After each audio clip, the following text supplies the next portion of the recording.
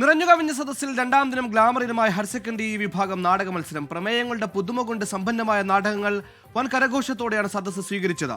Vinesh forgot വിഷയമടക്കം പൊള്ളുന്ന രാഷ്ട്രീയം ചർച്ച ചെയ്ത ഫൈറ്റർ എന്ന നാടകം ആസ്വാദകരുടെ മനം കവർന്നു. ഫൈറ്റർ നാടകം അവതരിപ്പിച്ച കോഴിക്കോട് BEMGHSSലെ കുട്ടികളുടെ വിശേഷങ്ങൾ അറിയാം. അലക്സ് മുഹമ്മദ് തയ്യാറാക്കിയ റിപ്പോർട്ടിൽ.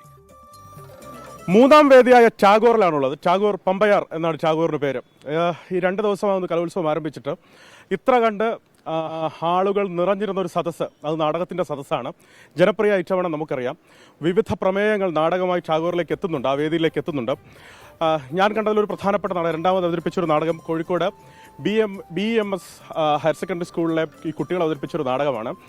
നിങ്ങൾ തിരുത്തിയാൽ മതി, ഞാൻ കേട്ട് വരാം. അപ്പോൾ ഈ കുട്ടികൾ അവതരിപ്പിച്ച നാടകമാണ്. വിവിധ പ്രമേയങ്ങൾ ചുരുങ്ങിയ സമയത്തിനുള്ളിൽ അവർ വേദിയിലെത്തിച്ചു എന്നുള്ളതാണ്. ആ പ്രമേയങ്ങൾ മാത്രമല്ല, അത് പൊള്ളുന്ന രാഷ്ട്രീയമാണ്. ഞാനിവിടെ വന്നത് ആദ്യം നിങ്ങളോടൊരു അഭിനന്ദനം പറയാനാണ്. ഈ ചുരുങ്ങിയ സമയത്തിനുള്ളിൽ അത് കൃത്യമായ രാഷ്ട്രീയം, അത് എത്ര വിഷയങ്ങൾ നിങ്ങൾ അവതരിപ്പിച്ചു എന്നുള്ള കാര്യം കാണുന്നവർക്ക് കൃത്യമായി തന്നെ ബോധ്യപ്പെടും. ആരാണ് ഈ നാടകത്തിന് പിന്നിലാരാണ്? എങ്ങനെയാണ് ഈ വിഷയങ്ങൾ ഇങ്ങനെ കോർത്തിണക്കിയത്?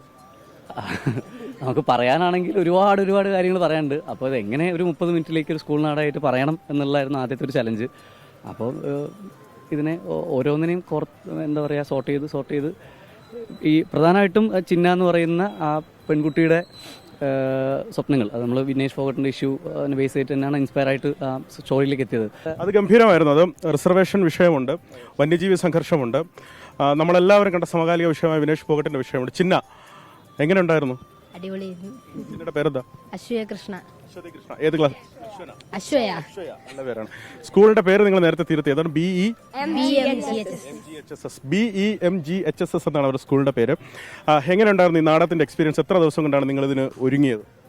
5 മാസത്തോളം. 30 മിനിറ്റിലല്ല ഈ നാടകം എന്ന് പറയുന്നത്, ഇതിന് പിറകിൽ 5 മാസമുണ്ട്. മാത്രമല്ല ഈ 30 മിനിറ്റിന്റെ വിഷയവും രാഷ്ട്രീയ സമകാലിക കാര്യങ്ങളും അല്ല ഇതിൽ പറയുന്നത്. ഇതിന് പിറകിൽ ഇവിടെ നടന്നുകൊണ്ടിരുന്നതും ഇപ്പം നടക്കുന്നതും ഇനി ഒരുപക്ഷെ നടക്കാൻ പോകുന്നതായ കാര്യങ്ങളും ഇതിൽ ചർച്ച ചെയ്യുന്നുണ്ട്. ഓരോരോ വിഷയങ്ങളും ചൂസ് ചെയ്ത് അങ്ങനെ കോർത്തിണക്കിയാണ് ഈ നാടകത്തിലേക്ക് എത്തിയത്. ഇത് പഠിച്ചെടുക്കാനൊക്കെ പാടായിരുന്നത്? ഇല്ല, ഞങ്ങൾക്ക് പറ്റുന്ന രീതിയിലാണ് സാർ. ഞങ്ങൾ ഒരിക്കലും ഫോഴ്സ് ചെയ്തിട്ടോ ഒന്നും പറഞ്ഞിട്ടില്ല. ഞങ്ങളെ എബിലിറ്റി മനസ്സിലാക്കി സാർ എല്ലാം ഞങ്ങൾക്ക് പറഞ്ഞു തന്നുണ്ട്.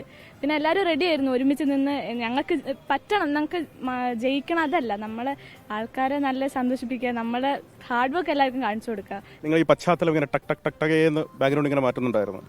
അതെ, ഞങ്ങളെ സെറ്റ് എന്ന് പറഞ്ഞാൽ അതിനനുസരിച്ച് സാറുമാർ ഇപ്പോൾ ചെയ്യുന്ന ബിനി സാറ്, നിധി സാർ, എല്ലാവരും ഞങ്ങൾ സെറ്റ് അതിനനുസരിച്ച് ഞങ്ങൾക്ക് ചേഞ്ച് ചെയ്യാൻ, അത് ഒരു ലാഗ് വരാതെ ഞങ്ങളത് ഓരോ അതിനനുസരിച്ച് ചെയ്തുകൊണ്ടിരുന്നു. മൂർച്ചയേറിയ പ്രമേയങ്ങൾ കൊണ്ടും നാടകം ശ്രദ്ധേയമായ. അലക്സ് മുഹമ്മദ് തയ്യാറാക്കിയ റിപ്പോർട്ടാണ് പ്രേക്ഷകർ